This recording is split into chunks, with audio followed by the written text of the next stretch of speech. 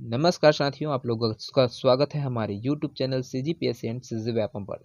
दोस्तों, आज मैं आप लोगों के लिए 50 महत्वपूर्ण प्रश्न लेकर आया हूं जो कि भौतिक शास्त्र के प्रकाश वाले चैप्टर से है। तो प्रकाश के चैप्टर से दोस्तों देखेंगे 50 महत्वपूर्ण, जिसमें से आपको प्रयोगशाला तकनीशियन में मिनिमम 2 प्रश्न देखने को मिलेंगे। तो इस वीडियो के 50 प्रश्नों को देखेंगे दोस्तों, तो उसमें आपको 2 प्रश्न है वो आपका पक्का हो जाएगा। तो इसको लास्ट तक देखिएगा और बीच में छोड़कर ना जाइएगा। जितने भी नए दोस्त हमारे इस वीडियो को पहली बार देख रहे होंगे, वो हमारे चैनल को सब्सक्राइब कर लेंगे, साथ में बेल आइकन को भी प्रेस कर लेंगे, ताकि आप लोगों को वीडियो है वो का लिंक है वो नोटिफिकेशन के माध्यम से मिलता रहे।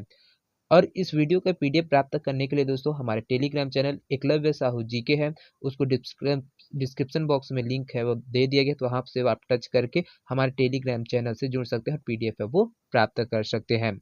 तो चलिए दोस्तों, पहला प्रश्न की ओर बढ़ते हैं। बहुत ही महत्वपूर्ण टॉपिक है दोस्तों, प्रकाश है ना। तो इसमें से आपको 2 क्वेश्चन है वो अवश्य देखने को, प्रायोगिक स्तर का जो क्वेश्चन है वो प्रयोगशाला तकनीशियन के एग्जाम में आएगा, तो इसको छोड़िएगा बिल्कुल नहीं।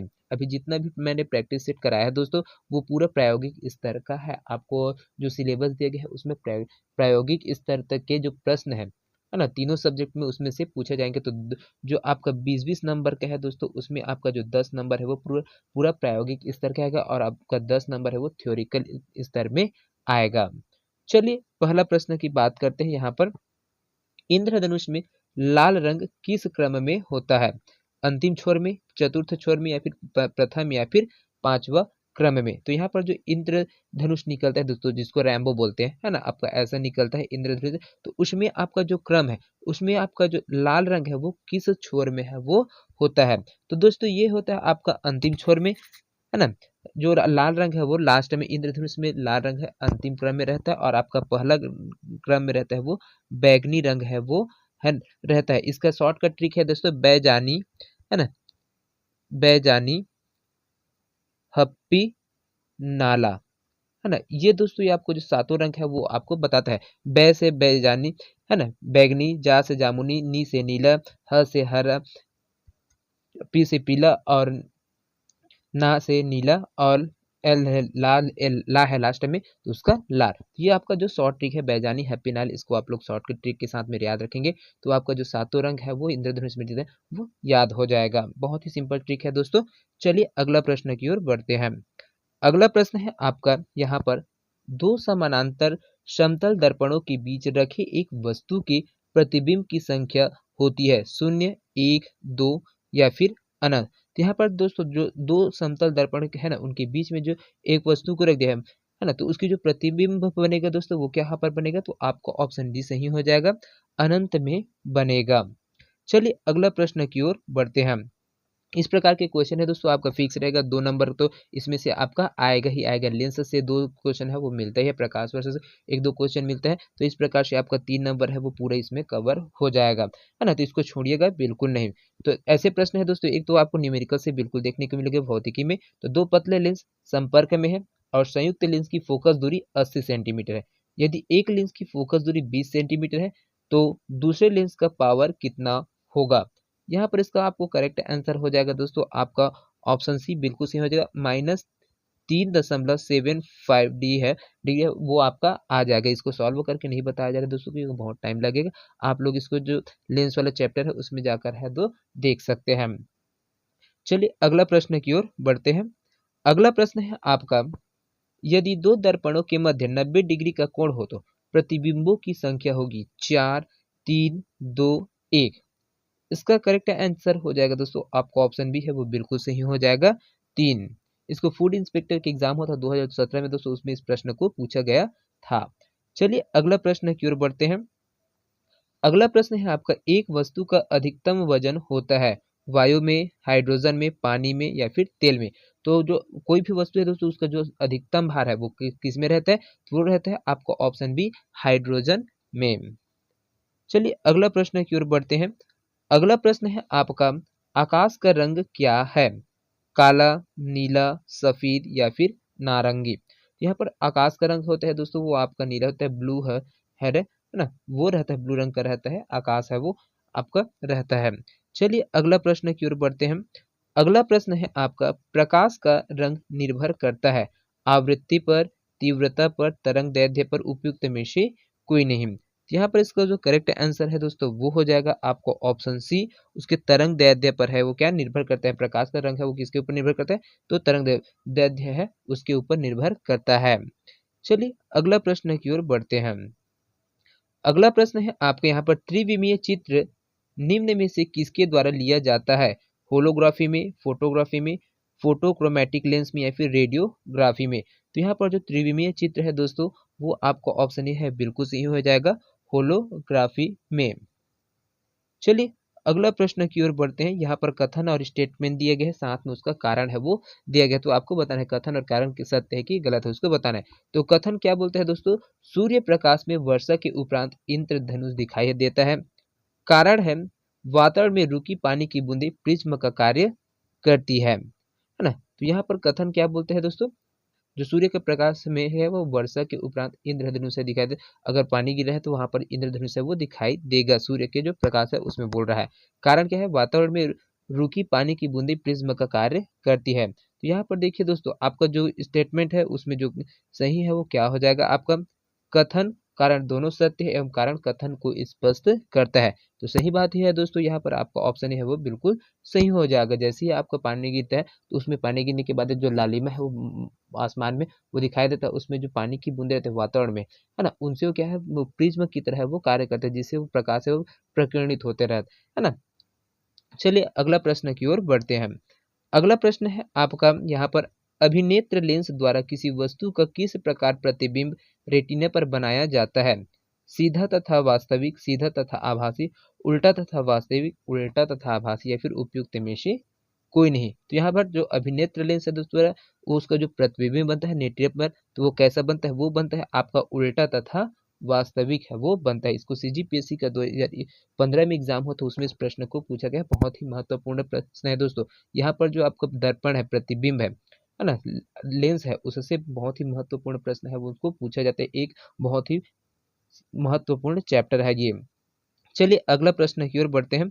अगला प्रश्न है आपका यहाँ पर, एक प्रकाश वर्ष बराबर कितना मीटर होता है, 3 × 10⁸, 9.46 × 10⁻15 या फिर 1.495 इंटू 10⁻11 या फिर 3.084 इंटू 10⁻16 या फिर आपका 1.86 इंटू 10⁻12, ये है ना। तो यहाँ पर इसका जो करेक्ट आंसर है दोस्तों वो क्या हो जाएगा, आपका एक प्रकाश वर्ष बराबर होता है आपका 9.46 × 10⁻15, ये आपका एक प्रकाश वर्ष है उसकी दूरी होती है, जिसको मीटर में व्यक्त किया गया है।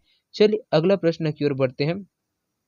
अगला प्रश्न है आपका, प्रकाश वर्ष का एक इकाई है, चाल की, दूरी की, समय की, त्वरण की या फिर वेग की। तो प्रकाश वर्ष किसका इकाई है दोस्तों, तो यहाँ पर आपका ऑप्शन ए है वो, सॉरी ऑप्शन बी है वो बिल्कुल सही हो जाएगा, दूरी का है वो यूनिट होता है प्रकाश वर्ष। तो एक प्रकाश वर्ष बराबर कितना होता है दोस्तों, तो यहाँ पर आपका 4 है ना, तो प्रकाश वर्ष है उसको आपको भी याद रखना है। चलिए अगला प्रश्न की ओर बढ़ते हैं। यहाँ से अगला प्रश्न है आपका, अल्बर्ट आइंस्टीन को किस लिए नोबेल पुरस्कार दिया गया, फोटो इलेक्ट्रिक की वजह से, सामान्य थ्योरी ऑफ रिलेटिविटी की वजह से या फिर स्पेशल थ्योरी ऑफ रिलेटिविटी या फिर विद्युत अपघटन की वजह से। तो किस कार्य के लिए दोस्तों जो अल्बर्ट आइंस्टीन है उनको नोबेल पुरस्कार है वो दिया गया था। तो यहाँ पर इसका जो करेक्ट आंसर है दोस्तों वो हो जाएगा आपका फोटो इलेक्ट्रिक है, उसकी खोज करने की वजह से यहाँ पर है क्या, आपको है जो नोबेल पुरस्कार है वो दिया गया था। चलिए अगला प्रश्न की ओर बढ़ते हैं। अगला प्रश्न है दोस्तों बहुत ही महत्वपूर्ण प्रश्न है ये, एक्स किरणों के आविष्कारक कौन है, Sir Humphry Davy, W C. Roentgen, Max Planck या फिर उपयुक्त में से कोई नहीं। तो यहाँ पर एक्स किरण है दोस्तों, एक्स रेस है, उनकी खोज किनके द्वारा किया गया था, तो इसका जो करेक्ट आंसर है दोस्तों वो हो जाएगा डब्ल्यू.सी. रोंटगन है, उनके द्वारा एक्स किरण है उसका आविष्कार है वो किया गया था। सर हम्फ्री डेवी के द्वारा, आपका हम्फ्री डेवी के द्वारा यहाँ पर आर्क लैंप है ना, आर्क लैंप उसकी खोज है वो किया गया था। मैक्स प्लांक है उसके द्वारा विकिरण का क्वांटम सिद्धांत है वो किया गया था। यहाँ पर इसको मैक्स प्लांक है उनके द्वारा किया गया विकिरण का जो क्वांटम सिद्धांत है उसकी खोज किया गया था, और डब्ल्यू.सी. रोंटगन है उसको एक्स किरण की है वो आविष्कार है वो किए हुए थे। चलिए अगला प्रश्न की ओर बढ़ते हैं। अगला प्रश्न है आपका यहाँ पर, अल्बर्ट आइंस्टीन का नाम किससे संबंधित है, हाइड्रोजन बम से, क्वांटम सिद्धांत से, सापेक्षवाद का सिद्धांत या फिर AK-47 से। तो यहाँ पर जो अल्बर्ट आइंस्टीन है दोस्तों, उसका संबंध है आपका सापेक्षवाद का सिद्धांत से संबंधित है, क्योंकि अल्बर्ट आइंस्टीन ने जो सापेक्षवाद है दोस्तों उसका सिद्धांत है वो दिया था। साथ में आपका इनरिको फर्मी है, इनरिको फर्मी है, उनको द्वारा हाइड्रोजन बम है ना, उनका आविष्कार किया गया था, उससे संबंधित व्यक्तित्व है ये। मैक्स प्लैंक है, वो क्वांटम सिद्धांत दिए थे, क्वांटम सिद्धांत को मैक्स प्लैंक ने दिया था। और मिखाइल क्लासनिको है ना, मिखाइल क्लासनिको ने AK-47 है उसका निर्माण है वो किया था। ये बहुत ही महत्वपूर्ण प्रश्न है दोस्तों, इसमें का आपको 2 नंबर तो फिक्स ही है ना, तो इसको भूलिएगा मत। एक बार और बताते हैं, अल्बर्ट आइंस्टीन ने सापेक्षवाद का सिद्धांत दिया था, एनरिको फर्मी के द्वारा हाइड्रोजन बम है उसको बनाया गया था, मैक्स प्लैंक है वो क्वांटम सिद्धांत को दिए थे, और मिखाइल क्लासनिको है वो AK-47 है उसको दिए थे। चलिए अगला प्रश्न की ओर बढ़ते हैं। अगला प्रश्न है आपके यहाँ पर, आइंस्टीन को किस कार्य के लिए नोबेल पुरस्कार प्रदान किया गया था? प्रकाश विद्युत प्रभाव के खोज के लिए, अपेक्षितता के सिद्धांत के खोज के लिए, द्रव्यमान ऊर्जा संबंध स्थापित करने के लिए, या फिर प्रकाश विद्युत प्रभाव का क्वांटम सिद्धांत के खोज के लिए। तो यहाँ पर आइंस्टीन को जो नोबेल पुरस्कार दिया गया था दोस्तों, वो है आपका प्रकाश विद्युत प्रभाव का क्वांटम सिद्धांत का जो खोज किया गया था, उनके आधार पर इनको है जो नोबेल पुरस्कार है वो दिया गया था। चलिए अगला प्रश्न की ओर बढ़ते हैं।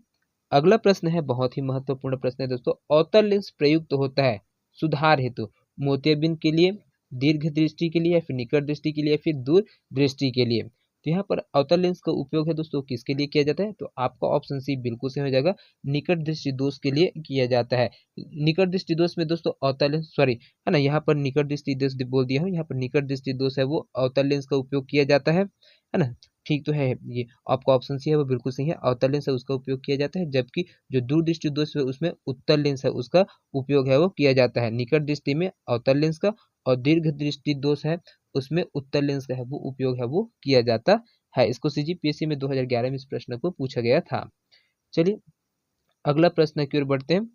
अगला प्रश्न है आपका, लाल प्रकाश में रखा गया हरा फूल निम्नलिखित में से किस रंग का नजर आएगा? श्वेत, काला, लाल, पीला, या फिर नारंगी। तो लाल प्रकाश है दोस्तों, उसको आप हरा फूल में रखेंगे तो वो कैसा नजर आएगा? तो यहाँ पर आपका ऑप्शन बी है वो बिल्कुल सही हो जाएगा, काला रंग में है वो नजर आएगा। चलिए अगला प्रश्न की ओर बढ़ते हैं। अगला प्रश्न है आपका यहाँ पर, जब हमें एक ऐसी प्रतिबिंब की आवश्यकता होती है जो हमेशा सीधी हो और वस्तु की दूरी की तुलना में कम दूरी पर हो, तो किस प्रकार के दर्पण का उपयोग किया जाना चाहिए? समतल दर्पण, अवतल दर्पण, उत्तल दर्पण, या फिर आंशिक रूप से परावर्तित प्रकार का। तो यहाँ पर किसका उपयोग करेंगे दोस्तों? आपका ऑप्शन सी बिल्कुल सही हो जाएगा, उत्तल दर्पण का, क्योंकि जो उत्तल दर्पण द्वारा दोस्तों जो बना प्रतिबिंब होता है हमेशा क्या होता है? आभासी होता है ना, आभासी होता है, साथ में सीधा और वस्तु से छोटा होता है। जबकि जो अवतल दर्पण है उसके द्वारा जो बना प्रतिबिंब होता है वास्तविक, उल्टा और वस्तु से छोटा है। दो और बराबर और बड़ा के साथ साथ क्या है? आभासी, सीधा व वस्तु से बड़ा होता है। तो इसको ध्यान रखिएगा, बहुत ही महत्वपूर्ण प्रश्न है। चलिए अगला प्रश्न की ओर बढ़ते हैं। अगला प्रश्न है आपका यहाँ पर, निम्नलिखित पदार्थों में से किसमें प्रकाश का वेग सबसे कम होता है? वायु में, कांच में, हीरा में, या फिर पानी में। तो जो प्रकाश का वेग है दोस्तों वो सबसे कम किस में होता है?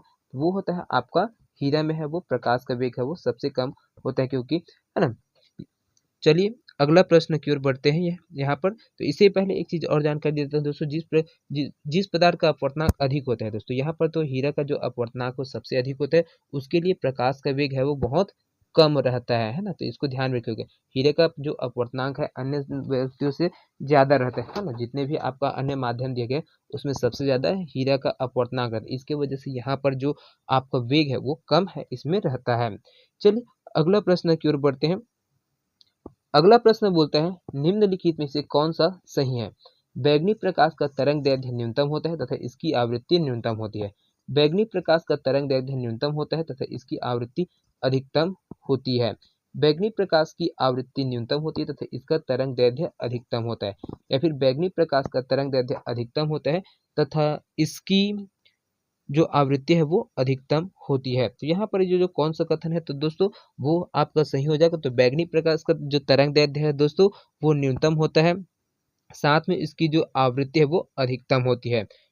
लेकिन है ना। तो ये आपका यहाँ पर न्यूनतम दे दिया गया, इसकी वजह से ये बिल्कुल गलत है। बैंगनी प्रकाश का तरंगदैर्घ्य न्यूनतम होता है और इसकी आवृत्ति अधिकतम होता है, तो ये वाला स्टेटमेंट है वो बिल्कुल सही हो जाएगा। साथ में आपका जो लाल प्रकाश है उसका तरंगदैर्घ्य अधिकतम होता है और आवृत्ति न्यूनतम होता है, तो इसको भी ध्यान में रखिएगा, बहुत ही महत्वपूर्ण प्रश्न है। चलिए अगला प्रश्न की ओर बढ़ते हैं। यहाँ पर अगला प्रश्न है आपका, कौन सा रंग इंद्रधनुष के मध्य में दिखाई देता है? पीला, नीला, नारंगी या फिर? इसके लिए मैं एक ने ट्रिक बताया था दोस्तों, यहाँ पर जो ट्रिक था वो था आपका बैजानी, है ना, बैजानी हप्पी नाला, हप्पी नाला, है ना। तो इसमें जो मध्य है दोस्तों, यहाँ पर 7 रंग है, तो उसमें क्या आंसर हो जाएगा? तो जो आपका हरा है ना, वो आ जाएगा आपका बीच में, मध्य में आ जाएगा। तो बीच में इसको निकालने के लिए आपका ऑप्शन डी है, बिल्कुल सही हो जाएगा हरा। और बैजानी हैप्पी नाला है, उसको ट्रिक है उसको याद रख लीजिए, उसमें सभी रंगों का क्रम है वो पता चल जाता है। पहले में लाल आता है, दूसरे में बैजानी है तो जामुनी आता है, तीसरे में नीला आता है, उसके बाद चौथे में आपका हरा आता है, पांचवा में पीला आता है, छठवां में आपका नीला है वो आता है, और सातवां में आपका लाल है वो रंग आता है। तो ये इसको आपको क्रम है उसको याद भी कर सकते हैं, एक एक क्रम में आप बाकायदा उसको निकाल सकते हैं, ऐसे लिख सकते हैं। सबसे ऊपर में आपका यहाँ पर बैगनी है वो रंग होता है, बैगनी रंग है वो होता है, और लास्ट में लाल रंग है वो होता है, बीच में आपका हरा रंग है वो रहता है। ठीक है, चलिए अगला प्रश्न की ओर बढ़ते हैं। यहाँ पर अगला प्रश्न है आपका, निम्न में से किस माध्यम के लिए अपवर्तनांक सर्वाधिक होता है? वायु में, जल में, खनिज नमक में या फिर हीरा में? तो यहाँ पर जो अपवर्तनांक है दोस्तों किस में सबसे ज्यादा अधिक होता है? तो यहाँ पर आपका ऑप्शन डी बिल्कुल सही हो जाएगा, हीरा है उसमें जो अपवर्तनांक है वो सबसे ज्यादा होता है। इसको लेटेस्ट क्वेश्चन है दोस्तों, सीजी व्यापम के द्वारा जो फूड इंस्पेक्टर का एग्जाम होता है 2022 में, उसमें इस प्रश्न को पूछा गया है। चलिए अगला प्रश्न की ओर बढ़ते हैं। यहाँ पर अगला प्रश्न है आपका, दाढ़ी बनाने का दर्पण होता है उत्तल दर्पण, अवतल दर्पण, समतल दर्पण या फिर उपरोक्त सभी? इसको भी दोस्तों लेटेस्ट क्वेश्चन है, 2022 में फूड इंस्पेक्टर का एग्जाम होता, उसमें इस प्रश्न को पूछा गया प्रश्न है। तो यहाँ पर दोस्तों जो दाढ़ी बनाने का दर्पण होता है क्या होता है? अवतल दर्पण है वो होता है। चलिए अगला प्रश्न की ओर बढ़ते हैं। यहाँ से अगला प्रश्न है दोस्तों, ये देखिए यहाँ से बहुत ही महत्वपूर्ण प्रश्न है। एक वस्तु को दो समतल दर्पण के मध्य रखा गया है, यदि दोनों समतल दर्पण के मध्य कोण 45 डिग्री हो तो प्रतिबिंबों की संख्या कितनी होगी? 5, 8, 7 या फिर 3? तो यहाँ पर इसका है दोस्तों करेक्ट आंसर है दोस्तों वो हो जाएगा आपका ऑप्शन 7। इसको वीएफएम का एग्जाम होता 2021 में, उसमें ये प्रश्न को पूछा गया है। चलिए अगला प्रश्न की ओर बढ़ते हैं। अगला प्रश्न है आपका, सूर्य प्रकाश की पराबैंगनी किरणें किसका निर्माण करती है? कार्बन डाइऑक्साइड का, कार्बन मोनोऑक्साइड का, नाइट्रोजन ऑक्साइड या फिर ओजोन का? तो यहाँ पर दोस्तों ये 2021 में इस प्रश्न को पूछा गया है और इसका आंसर हो जाएगा आपका ऑप्शन डी, ओजोन का, है ना। सूर्य प्रकाश की जो पराबैंगनी उसका किसका निर्माण करती है? तो ये है जो ओजोन है उसका निर्माण करती है, जो इसको अवशोषित करने का काम है वो करती है ना। तो इसको जो ओजोन परत है वो आपको किसका होता है? पराबैंगनी किरण आता है सूर्य से, उसको सोखने का काम है वो करता है, तो इसको भी ध्यान में रखिएगा। चलिए अगला प्रश्न की ओर बढ़ते हैं। यहाँ से अगला प्रश्न है आपका, लेजर का अद्वितीय गुण निम्न में से कौन सा है? दिशात्मक होता है, चाल होता है, कला संबंध होता है या फिर तरंग दैर्ध्य वाला होता है? तो यहाँ पर इसका आंसर है वो क्या आ जाएगा दोस्तों? तो जो लेजर है उसका काम होता है कला संबंध है वो इसका आंसर है वो आ जाएगा। चलिए अगला प्रश्न की ओर बढ़ते हैं। ये लेटेस्ट क्वेश्चन है दोस्तों, सब 20, 21, 22, 23, 24 में जैसे पूछा गया उसमें आपको देगा, सॉरी 24 बोल दिया था, यहाँ पर 24 में पूछ सकते हैं इन क्वेश्चनों को, ऐसे क्वेश्चन है वो आ सकते हैं। चलिए अगला प्रश्न की ओर बढ़ते हैं। जब प्रकाश एक माध्यम से दूसरे माध्यम में गुजरता है तो वह भौतिक राशि जो परिवर्तित नहीं होती वो क्या है? वेग में परिवर्तन नहीं होते, या फिर तरंगदैर्ध्य में, या फिर आवृत्ति में, या फिर अपवर्तनांक में? तो एक माध्यम से दूसरे माध्यम में जैसे भी कोई भी वस्तु है जाता है, भौतिक राशि है वो परिवर्तित नहीं होता, तो उसकी जो आवृत्ति है ना, उसमें परिवर्तन है वो नहीं होता है। चलिए अगला प्रश्न की ओर बढ़ते हैं। यहाँ पर अगला प्रश्न है आपका, दृश्य स्पेक्ट्रम से तरंग दैर्ध्य की सीमा कितनी है?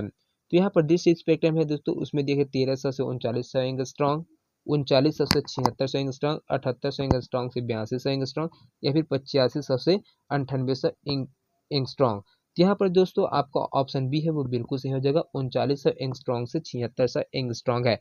इसका जो अमेरिकी अंतरिक्ष एजेंसी है नासा, है ना, तो नासा के द्वारा इसको प्रमाणित किया गया है दोस्तों। और इसमें जो मनुष्य है उनकी जो आंखों में है वो 308 से, ठीक है ना, 308 से 700 नैनोमीटर है ना, जो आपका नैनोमीटर है उसमें आप है जो तरंग दैर्ध्य है उस दिश प्रकाश है उसको हम अपने आंखों से देख सकते हैं। इसको एंगस्ट्रॉन्ग में अगर बोला जाए तो ये होता है आपका 3800 से, है ना, 3800 से 7000 एंगस्ट्रॉन्ग के बीच में है ये रहता है। लेकिन ऑप्शन में 3900 से 7600 दिए गए, तो ये वाला ऑप्शन बी को आपका लिया गया है। चलिए अगला प्रश्न की ओर बढ़ते हैं। अगला प्रश्न है आपका, प्रकाश सीधी रेखा में चलता प्रतीत होता है क्योंकि यह छोटे कण से बना होता है, यह प्रकाश का वेग बहुत अधिक होता है, या फिर प्रकाश का तरंगदैर्ध्य बहुत छोटा है, या फिर प्रकाश अपने चारों ओर से परावर्तित होता है। तो इसका जो करेक्ट आंसर है वो तो क्या हो जाए, कोई भी प्रकाश सीधी रेखा में जब चलता है तो उसका प्रतीत कैसे होता है, प्रकाश का तरंगदैर्ध्य बहुत छोटा हो जाता है। प्रकाश का तरंगदैर्ध्य बहुत छोटा होता है दोस्तों, तथा उसकी जो विवर्तन है वो भी क्या है, बहुत छोटा होता है। जो उसका विवर्तन होता है वो भी बहुत छोटा हो जाता है और जो हमारी आंखों में नहीं देख सकती है। इसलिए प्रकाश हमें सीधी रेखा में चलता हुआ है क्या है, प्रतीत होता है। चलिए अगला प्रश्न की ओर बढ़ते हैं। यहाँ से अगला प्रश्न है आपका, निम्न में से किसका वेग अधिकतम होता है, कॉस्मिक किरण का, प्रकाश का, इलेक्ट्रॉन का, या फिर पराध्वनिक तरंग का। तो यहाँ पर इसका जो करेक्ट आंसर है दोस्तों वो हो जाएगा आपका ऑप्शन बी, प्रकाश का। प्रकाश का वेग अधिकतम होता है दोस्तों। प्रकाश एक सीधी रेखा में क्या करते हैं, संचरित होता है और प्रकाश तरंगे निर्वात से होकर गुजरती है, परंतु जो ध्वनि तरंग है ऐसा नहीं कर पाती है, है ना, जिसकी वजह से कहते हैं भिन्न भिन्न माध्यम में प्रकाश की जो चाल है वो भिन्न भिन्न होती है, अलग अलग हो जाती है। और प्रकाश की चाल सबसे अधिक किसमें होते हैं, तो ये होता है आपका निर्वात है, उसमें सबसे ज्यादा है वो प्रकाश का चाल है वो रहता है। इसको भी ध्यान रखिएगा। इसको यूपी पीएससी प्री 2018 के एग्जाम हो तो उसमें इस प्रश्न को लिया गया था, है ना, बहुत ही महत्वपूर्ण प्रश्न है। चलिए अगला प्रश्न की ओर बढ़ते हैं। अगला प्रश्न है आपका, प्रकाश का वेग अधिकतम किसमें होता है। तो आपको ऑप्शन सी है बिल्कुल सही हो जाएगा। तो प्रकाश का जो वेग है अधिकतम निर्वात है उसमें होता है। चलिए अगला प्रश्न की ओर बढ़ते हैं। अगला प्रश्न है आपका, प्रकाश की गति किसके नीचे से जाते हुए न्यूनतम होती है, कांच में, निर्वात में, जल या फिर वायु में। तो यहाँ पर जो प्रकाश की गति है दोस्तों की तो किसके बीच से जाते हुए न्यूनतम होता है, तो यहाँ पर इसका जो करेक्ट आंसर है दोस्तों वो आपको ऑप्शन ए हो जाएगा, कांच की। क्योंकि दोस्तों आपका जो कांच है, जिस वस्तु या पदार्थ का अपवर्तनांक ज्यादा होता है उसमें प्रकाश की गति क्या होती है, न्यूनतम होती है। तो यहाँ पर जो जो कांच है दिया दोस्तों ऑप्शन में दिया गया उसके आधार पर कांच का अपवर्तनांक है वो सबसे ज्यादा है, जिसकी वजह से इसकी जो प्रकाश की गति है वो क्या होती है, न्यूनतम है वो हो जाता है ना। चलिए अगला प्रश्न की ओर बढ़ते हैं। अगला प्रश्न है आपका, सूर्य के प्रकाश को धरती की सतह पर पहुंचने में लगने वाला समय है लगभग कितने सेकंड में जो सूर्य का प्रकाश है दोस्तों वो धरती में पहुंच जाता है। तो यहाँ पर जो आपका ऑप्शन सी है वो बिल्कुल सही हो जाएगा, 8.5 मिनट है वो लगता है जब सूर्य की प्रकाश है वो धरती में आती है तब। और इसमें आपका जो पहुंचने में 499 से और सेकंडों में बोला जाएगा दोस्तों तो 499 सेकंड है उसमें आप बताएंगे। चलिए अगला प्रश्न की ओर बढ़ते हैं। अगला प्रश्न है आपका यहाँ पर, प्रकाश तरंगों के वायु से कांच में जाने पर चर वेरिएबल्स प्रभावित होते हैं, वे क्या है, तरंग दैर्ध्य, आवृत्ति और वेग, वेग और आवृत्ति, तरंग दैर्ध्य और आवृत्ति, या फिर तरंग दैर्ध्य और वेग। तो यहाँ पर प्रकाश की तरंग है दोस्तों उसके वायु से कांच में जाने पर तरंग दैर्ध्य और उसका वेग है उस वो है क्या होता है, प्रभावित हो जाते हैं। चलिए अगला प्रश्न की ओर बढ़ते हैं। अगला प्रश्न है दोस्तों यहाँ से, जब प्रकाश की किरण सघन माध्यम से विरल माध्यम में गमन करती है तो क्या होता है, सघन माध्यम से विरल माध्यम में प्रकाश प्रवेश करता है तो दोस्तों यहाँ पर क्या होता है, इसकी जो चाल है वो बढ़ जाती है ना, चाल है वो बढ़ जाती है तथा अविलंब से दूर हट जाती है। तो यहाँ पर इसका जो आपको ऑप्शन है दोस्तों ये है, इसकी चाल बढ़ जाती है तथा इसका यह अविलंब से दूर हट जाती है। तो ये आपको ऑप्शन ए वाला बिल्कुल सही हो जाएगा। इसको सीजीपीएससी के 2018 में प्री एग्जाम हुआ था उसमें पूछा गया प्रश्न है। चलिए अगला प्रश्न की ओर बढ़ते हैं। अगला प्रश्न है, निम्नांकित ऊर्जा रूपांतरों में से किसके द्वारा प्रकाश संश्लेषण की क्रिया संपादित होती है, प्रकाश से रासायनिक ऊर्जा, प्रकाश से ताप ऊर्जा, प्रकाश से जैव रासायनिक ऊर्जा, फिर ऊर्जा से गतिज ऊर्जा। तो यहाँ पर इसका जो करेक्ट आंसर है दोस्तों वो हो जाएगा आपका प्रकाश से रासायनिक ऊर्जा में परिवर्तित होती है। प्रकाश संश्लेषण है दोस्तों एकमात्र ऐसी जैविक क्रिया होती है जिसमें क्या होता है, अत्यधिक मात्रा में सूर्य के प्रकाश की ऊर्जा को रासायनिक ऊर्जा में क्या करता है, वो बदला जाता है। तो इसको ध्यान में रखिएगा। चलिए अगला प्रश्न की ओर बढ़ते हैं।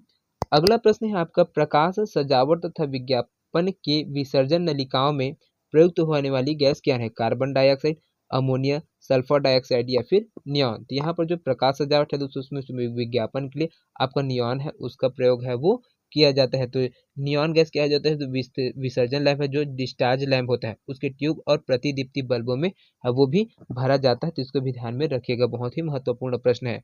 चलिए अगला प्रश्न की ओर बढ़ते हैं हम। अगला प्रश्न है आपके यहाँ पर, साबुन के पतले झाग में चमकदार रंगों का बनना किस परिघटना का परिणाम है? बहुलित परावर्तन और व्यतिकरण, बहुलित अपवर्तन और परिक्षेपण, विवर्तन और परिक्षेपण या फिर ध्रुवण और व्यक्तीकरण। तो यहाँ पर इसका क्या है दोस्तों, जो साबुन है उसके पतले झाग में चमकदार रंगों का परिघटना वो क्या कहलाते हैं? बहुलित परावर्तन और व्यतिकरण के वजह से, है ना। चलिए अगला प्रश्न की ओर बढ़ते हैं। अगला प्रश्न है आपका, पूर्ण आंतरिक परावर्तन होता है जब प्रकाश जाता है हीरे से कांच में, जल में कांच में, या फिर वायु से जल में, या फिर वायु से कांच में। तो यहाँ पर पूर्ण आंतरिक परावर्तन किस में होता है दोस्तों? तो ये होता है आपका ऑप्शन ए बिल्कुल सही हो जाएगा, हीरे से कांच में जाएगा तब है वो होता है। चलिए अगला प्रश्न की ओर बढ़ते हैं। अगला प्रश्न है आपका यहाँ पर, प्रकाश तंतु ऑप्टिकल फाइबर जिस सिद्धांत पर काम करता है वह क्या है? पूर्ण आभ्यंतर आंतरिक परावर्तन या फिर अपवर्तन प्रकीर्णन या फिर व्यतिकरण। तो यहाँ पर जो ऑप्टिकल फाइबर है दोस्तों उसको कौन सा सिद्धांत पर काम करता है? तो ये पूर्ण आंतरिक परावर्तन के सिद्धांत पर है वो काम करता है।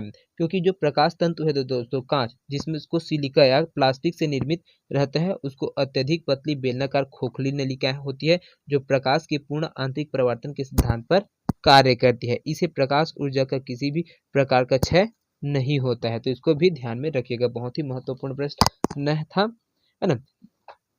चलिए अगला प्रश्न की ओर बढ़ते हैं।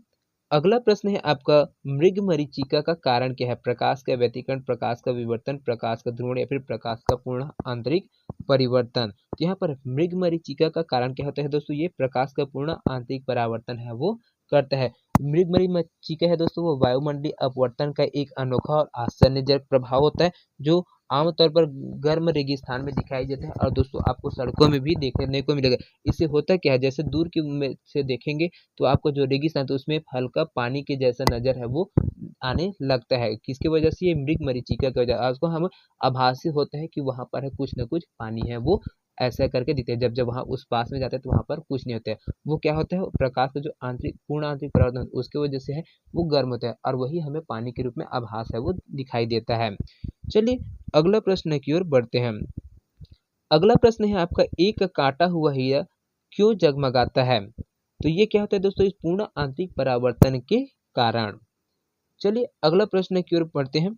यहाँ पर अगला प्रश्न है आपका, दृष्टिपटल रेटिना पर जो चित्र बनता है वो क्या होता है? वस्तु के बराबर होता है पर उल्टा होता है, वस्तु से छोटा होता है वह सीधा होता है, वस्तु से छोटा होता है वह उल्टा होता है, या फिर वह वस्तु के बराबर होता है वह सीधा होता है। तो यहाँ पर इसका करेक्ट आंसर है वो क्या हो जाएगा दोस्तों? दृष्टि पर जैसे ही रेटिना पर जो चित्र बनता है वो होता है वह वस्तु से छोटा होता है और उल्टा है वो बनता है ना। क्या है, जो रेटिना है उस पर जो वस्तु का प्रतिबिंब है वो हमेशा उल्टा, छोटा और वास्तविक बनता है। तो इसको भी ध्यान में रखना।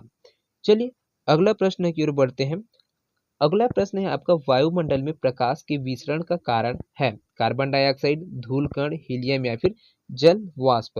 तो वायुमंडल में जो प्रकाश का विसरण होता है दोस्तों वो किसके वजह से होता है? तो ये होता है आपका जल वाष्प के वजह से, क्योंकि जो सूर्य का प्रकाश है विभिन्न रंगों का क्या होता है, बहुत सारे रंग है उसका मिश्रण रहता है ना। बहुत सारे रंग है उसका मिश्रण होता है और जब वह वायुमंडल से होकर गुजरता है तो क्या होता है, मार्ग में आने वाले जो हवा के अणु है और जो धूल के कण है और अन्य पदार्थ है जैसे सूक्ष्म कण है वो क्या है उसका प्रकीर्णन हो जाता है, जिसकी वजह से क्या होता है, ये विसरण है वो दिखाई देता है।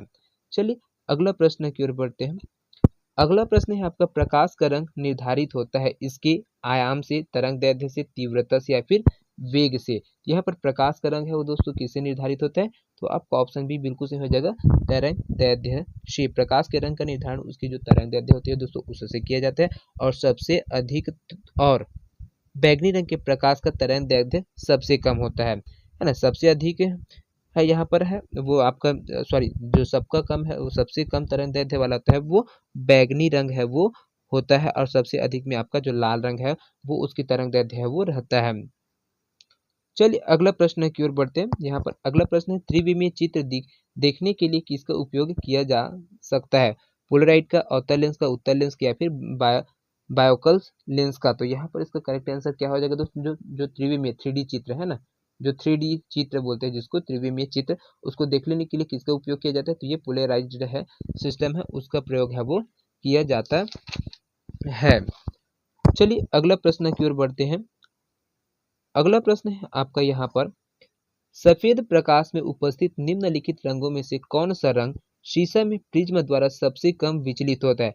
हरा रंग, लाल रंग, बैंगनी रंग, या फिर नारंगी। तो ये आपका मान लो दोस्तों ये प्रिज्म है ना, तो उसमें कौन सा रंग है वो सबसे कम विचलित होगा दोस्तों? तो यहाँ पर जो आपका ऑप्शन बी है वो बिल्कुल सही हो जाएगा। लाल रंग है वो सबसे कम विचलित होता है। कारण क्या है? तो कांच में लाल रंग सबसे कम, जबकि जो बैंगनी रंग है वो सबसे अधिक विचलित होता है इसके, क्योंकि परावर्तन है वो अपवर्तनांक है उसके बढ़ने की वजह, पूर्ण आंतरिक परिवर्तन होते रहते हैं उसके वजह से, है ना।